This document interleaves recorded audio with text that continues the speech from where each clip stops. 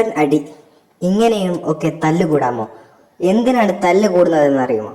Argentina FIFA world കപ്പിൽ തോറ്റതിന്റെ പേരിൽ. ആരെ തല്ലുന്നു എന്നത് വീഡിയോയിൽ കൃത്യമാണ്. രണ്ടുപേരും തല്ലുകൂടുന്നു എന്ന് പറഞ്ഞാൽ ഇത് കൂടുതലും പോർച്ചുഗൽ അല്ലെങ്കിൽ ബ്രസീൽ ആരാധകരായിരിക്കാം സ്പെയിനിനെ സപ്പോർട്ട് ചെയ്യുന്ന ടീം.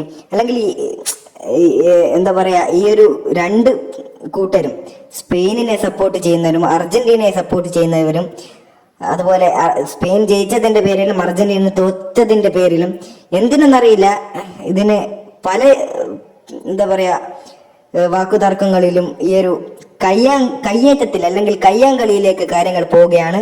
അർജന്റീന തോറ്റതിന് പിന്നാലെ അല്ലെങ്കിൽ സ്പെയിൻ ജയിച്ചതിന് പിന്നാലെയാണ് ഫുട്ബോൾ ആരാധകർ മുഴുവനും ചുറ്റിയിരുന്നു തല്ലുകൂടുന്ന ദൃശ്യങ്ങൾ, അല്ലെങ്കിൽ വലിയൊരു യുവാക്കൾ തമ്മിൽ വലിയൊരു എന്താ പറയാ യുദ്ധം എന്ന് തന്നെ പറയാം, കൂട്ടത്തോടുള്ള ആക്രമണം, അല്ലെങ്കിൽ തോറ്റതിന്റെ പേരിൽ അല്ലെങ്കിൽ സ്പെയിൻ ജയിച്ചതിന്റെ പേരിൽ.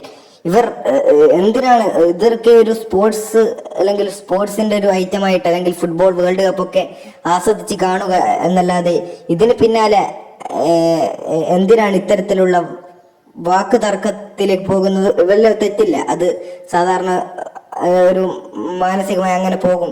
ഏതൊരു ടീമിനെ സപ്പോർട്ട് ചെയ്യുന്നവരും ജയിക്കുകയോ തോൽക്കുകയോ ചെയ്താൽ വാക്കുകൊണ്ടെന്നെങ്കിലും പറഞ്ഞൊക്കെ പോകും. അതും കരുത്ത് കയ്യേറ്റത്തിലേക്കും വലിയ അപകടത്തിലേക്കും പോകേണ്ട ആവശ്യമുണ്ടോ?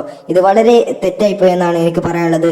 ഈ സംഭവം വല്ലാത്ത രീതിയിൽ ഇതുപോലെ ഒരുപാട് സംഭവങ്ങൾ നമ്മുടെ നാട്ടിൻ പുറത്ത് നടക്കുന്നുണ്ട്. ഇപ്പോൾ ഫുട്ബോൾ എന്നത് ഒരു എല്ലാവർക്കും ഇഷ്ടമാണ്, തലക്ക് പിടിക്കുന്ന ഒരു ഗെയിം തന്നെയാണ്, വളരെയധികം അഡിക്റ്റീവാണ്, ലഹരി പോലെയാണ് പലർക്കും ഫുട്ബോൾ. പക്ഷെങ്കിൽ ഇത്തരത്തിലുള്ള അടി വലിയ അപകടത്തിലേക്ക് നയിക്കും എന്നാണ് ഇപ്പോൾ പറയാനുള്ളത്.